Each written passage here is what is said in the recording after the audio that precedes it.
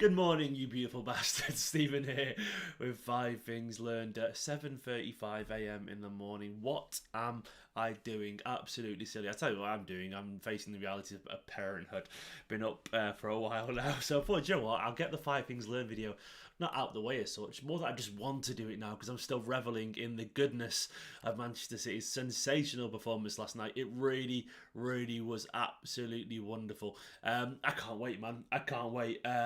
I am buzzing. I am buzzing to talk about the City side. I just am. I've already been on BBC 5 Live this morning talking about it. I'm going on Sky as well in about half an hour, 40 minutes. So I'm getting every opportunity today to wax lyrical about this City side. And I wanted to take a chance as well to talk to him about you this morning too. Hello to people in the chat. Yeah, Stein, Stephen, Carabo, not Carabo, MCFC Reacts. And Ultra Noya as well. Please give this video a like and subscribe to the channel if you are new and like this kind of content. It's a good morning to you all. A very good morning as well. And Kian and Johannes there as well. So I'm going to start by saying, obviously I could cover every single player. I could do it. Could be 11 things learned, but that'd gone for a long time. It sort of ruins the point of this show. But I want to talk about a few things in particular. And I'm going to start with the overarching feeling that I've got from last night's game. This could be the perfect Champions League Manchester City. Now, we've talked about this on the channel a few times, but there's something about this Manchester City side in particular that just feels right for this competition. That collection of players there, is it our most talented collection of players? I don't even know if it is.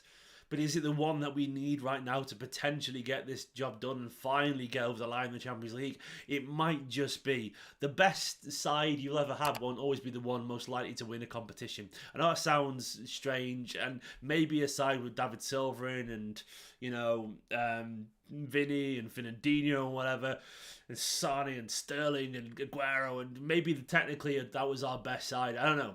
But what I do know right now, this side in particular just feels more ready. It feels more ready for it. There's something about the combination of attributes that this side has got. It just seems like a perfect bastard for a bastard of a competition. You have to be a fucking absolute machine. You have to be relentless, ruthless. No fucking soft asses in this team. You have to be tough, an absolute warrior to win it.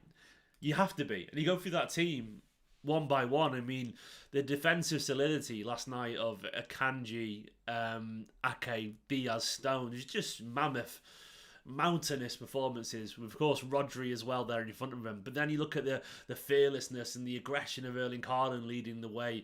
That fearlessness is very crucial. You look at Edison sweeping up absolutely everything with the most focused display he's had in a long time. Gundogan, the elegant, calm, intelligent leader. Bernardo Silva, the terrier. Jack Grealish getting under everyone's skin. Kevin De Bruyne being as insane as he always is. It's something about this City side just feels solid, man. You've got the defence, it's powerful, it's aggressive. You've got the genius in attack of De Bruyne and Haaland. It's set for moments.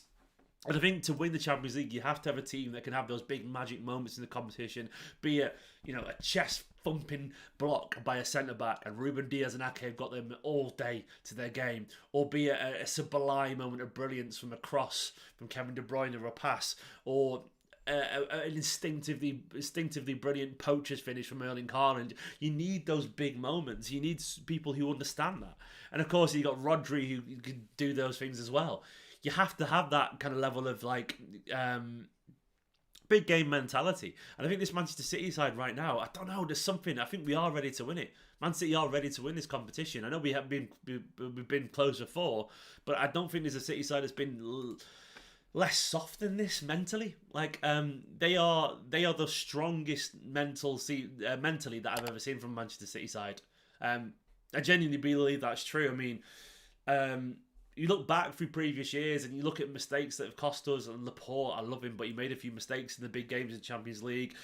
Sterling would miss a sitter, or Gabriel Jesus would as well, you know, and he drove us mad. And I think Vinny, as good as he was, I don't think he was built for a Champions League campaign because he was a bit aggressive. Whereas I think Ruben's more of a cajoler, you know, and I think that absolutely does make a difference. And I think there's something about the City side. it just did reassure me. And Kean's just asked in the comments, are you nervous at all for next week? Because I am.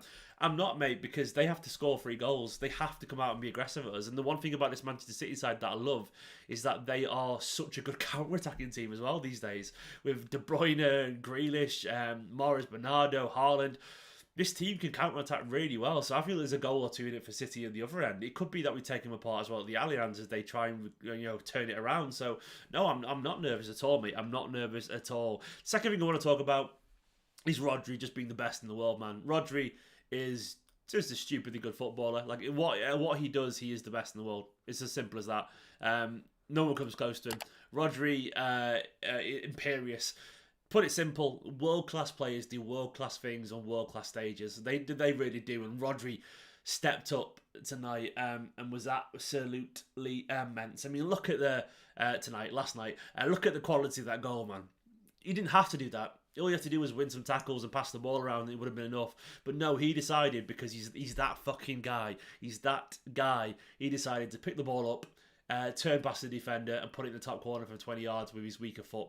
A goal of sumptuous quality. The kind of goal that if Benzema or Messi had scored it, we'd be like, that's why they are the best in the world, you know? But Rodri did that. And do you know what? None of us are surprised. That's what makes it so special. None of us are surprised that Rodri's done that, because that's a very Rodri thing to do. That's his quality shining right through. He has those big moments, and the more and more frequent, the older he gets, and the more and more impressive as well, because we know he's got that side to his game. We know he is powerful, an incredibly intelligent footballer, but we know he's also a winner and a natural born leader. And he fears absolutely no one as well. You have to have people who fear no one if you're going to win the Champions League. And that, to me, is what makes it so exciting. Like, I am absolutely up for this. I think Rodri is too. And to me, like, Rodri right now is playing on another level to anyone. I'm sorry, Casemiro, Partey, whoever. Nah, I'm sorry. He is the best in the world in his position, and it's not even close, in my personal opinion. We need to respect Akanji and Ederson. I'm sorry. Look, I am so bored of people not giving players that deserve credit, their flowers. And last night, these two were both wonderful. They've both been castigated at times from certain elements of our fan base. Akanji, particularly unfairly, I would argue, given the fact that he's so new and he costs 40 million, he's got so much to learn still. I understand people getting a bit frustrated with Ederson occasionally letting the first shot and targeting or whatever. But at the same time, Ederson is so crucial to how we play. And you've only got to watch last night to see that Ederson at his very best is a fucking world-class keeper. It is at his very best. And I want to see that level forever going forward. But we've got to put respect on his name, because he was immense, man. Like, the pace that they've got him behind, with Sane, Coman, Gnabry, Musiala, etc. So much pace.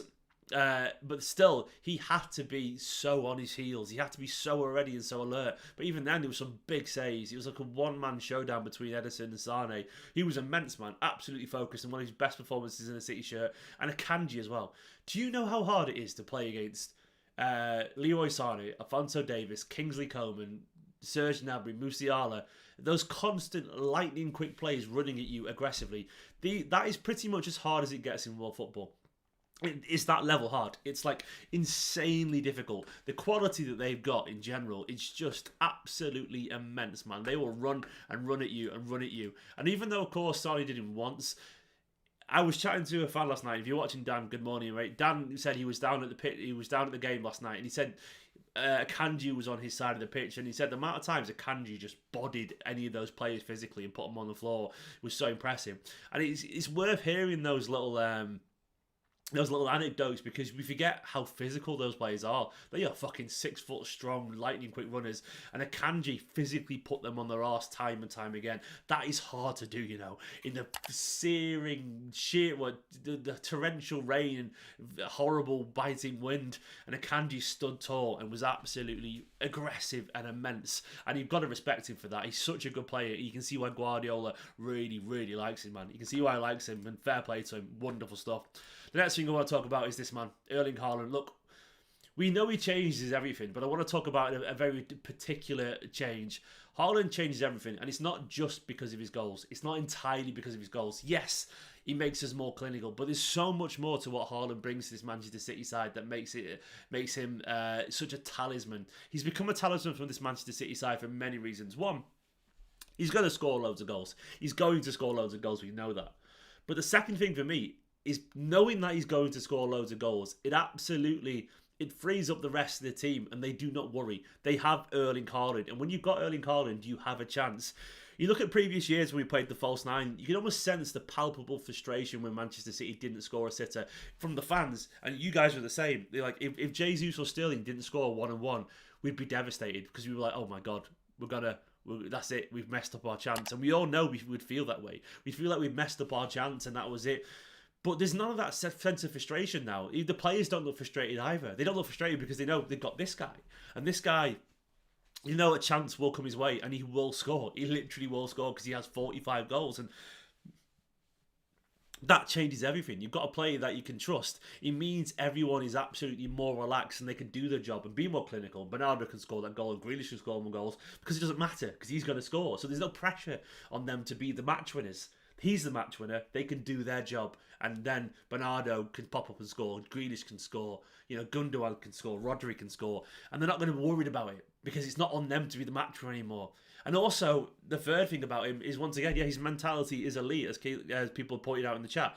He is absolutely scared of no one. He is fearless. He is a monster who... He feeds on this competition. He feeds on this intensity. And you can sense that he was born... he was born to be on this planet to do stuff like he did last night, to win those Champions Leagues, to win the biggest trophies, to win individual honours. Erling Haaland was born to score goals and fuck people up, man. And he's already scoring goals, so he's going to do the other bit. And he's absolutely immense.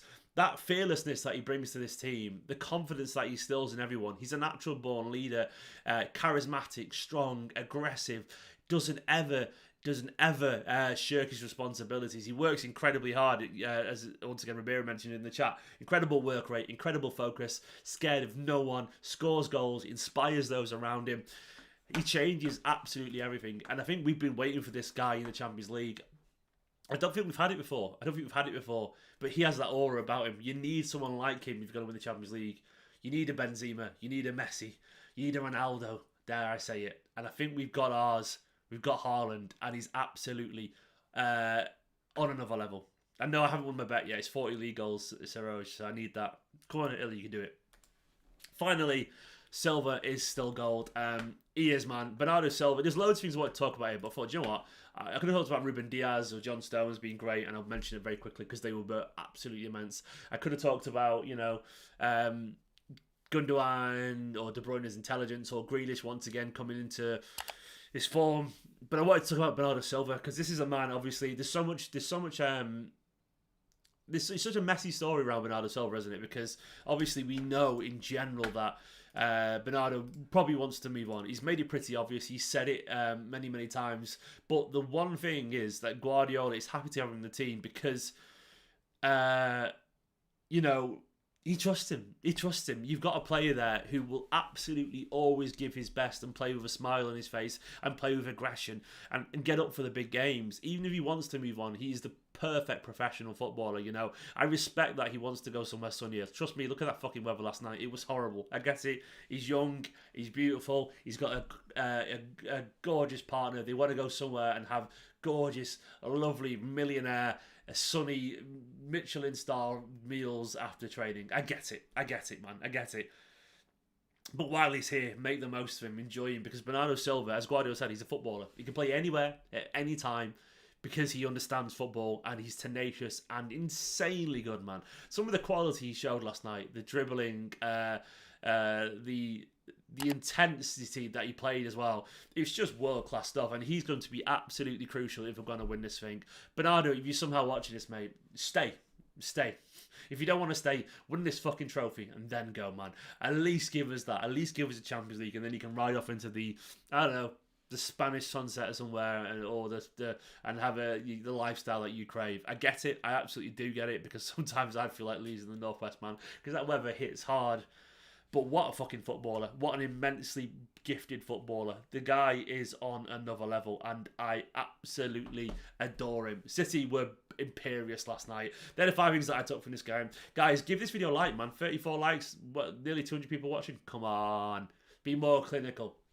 Seriously, I feel like there could be a chance, man. There could be a chance that we could do this. I'm going to go back through the things, the points again, if you just joined. 1, this is the perfect Champions League City. It may not be our best collection of players ever, but is it the one most suitable for this?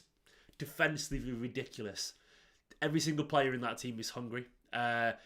We've got an incredible, tough backline to build on that doesn't really concede chances. We've got geniuses in midfield in Bernardo Silva, De Bruyne, Grealish, Gundogan, and we've got the clinical, wonderful Haaland and Julian Alvarez. To me, this is Manchester City's most perfect and Champions League ready side, and I can't wait to see how they go. The second thing I talked about was that Rodri being the best in the world at what he does. Absolutely, man. Absolutely. Just insane. Rodri just shows that there's no one on his level in what he does at the moment. The quality of that goal, as I said at the top of the video, world-class players do world-class things on world-class stages. And it doesn't get bigger than last night, does it? It really doesn't. What a player. The third thing is that we need to respect Akanji and Ederson. They both stepped up after so much criticism. Akanji against one of the most difficult nights you'll ever have. Against the paciest, most skillful wide players probably in football right now. And he was immense. Ederson, immense as well. And of course, Haaland changing everything, as you probably already noticed. He's ridiculous. He's a leader. He's a talisman. He works hard. He inspires those around him. He relaxes those around him. He's absolutely everything. And finally, Silva is still gold. They are the 5 things that I learned from this game. Guys, please do hit the subscribe button. 38 more subscribers needed to 66k. It would be massively appreciated. Could we fucking do it, man? I think this is City side is ready to win it, and I think they are, and I'm very, very excited. I'm going to end this video there because I've got to be on Sky Sports in about 10 minutes or so. So I'm going to end it there, and I love you all. Leave you. Thank you for watching this video. Up the Blues. Come on, City.